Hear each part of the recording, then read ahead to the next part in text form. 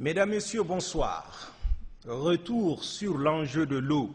L'eau potable manque encore et toujours, et ce, malgré les énormes investissements publics, malgré la volonté affichée du gouvernement de satisfaire à ce besoin primaire, nonobstant l'attention soutenue des partenaires au développement. Ces partenaires nous ont-ils aidés à mieux appréhender la question?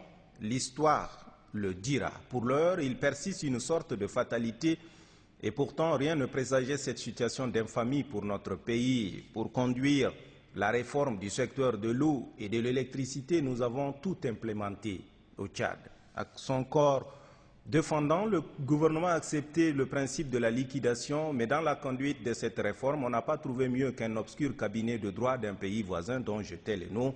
Les principes élémentaires du droit au WADA en la matière ont été fatalement foulés aux pieds. Pour conduire la restructuration d'une telle société, qui plus est d'État, la seule option est le dépôt de bilan, mais avec deux variables.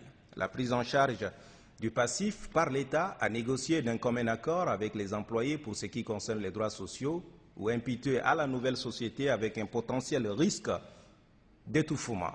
Par quel stratagème on ne sait et à quel dessein on ne sait non plus. La CE2E de l'époque a opté de verser à ses employés les droits sociaux estimés à une belle cagnotte de 7 milliards 319 625 francs CFA ponctionnés sur le trésor public. Pire, la quasi-totalité du personnel à qui parfois des sommes insoupçonnées et insoupçonnables a été versée et maintenue. Résultat, au bout de la course, on prend les mêmes et on recommence.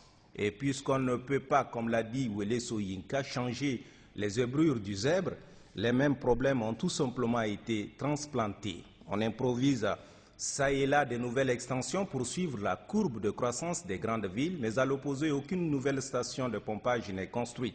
C'est le cas de la ville de Mao au Kanem, d'Oba dans le Logone oriental et même N'Djamena, la capitale. Et la liste est longue. Le résultat, à vouloir jouer à l'autruche, la pression de la demande aidant, l'eau manque à tous ceux qui ont le malheur d'habiter les plateaux.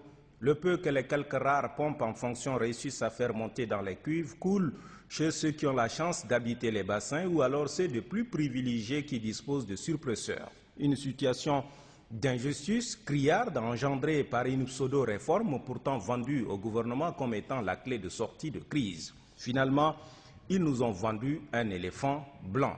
Par ailleurs, les 7 milliards que nos amis se sont partagés auraient pu permettre le renouvellement des outils de production, renouveler sinon réhabiliter le réseau vieillissant et ce faisant, la société aurait pu être compétitive pour faire face ensuite à ses obligations sociales et juridiques avec l'avantage que ces obligations seraient échelonnées.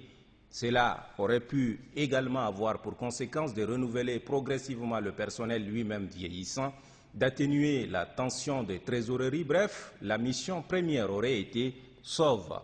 Or, aujourd'hui, la société et le personnel se retrouvent à la croisée de chemin. Les lendemains ne chantent ni pour l'une, ni pour les autres.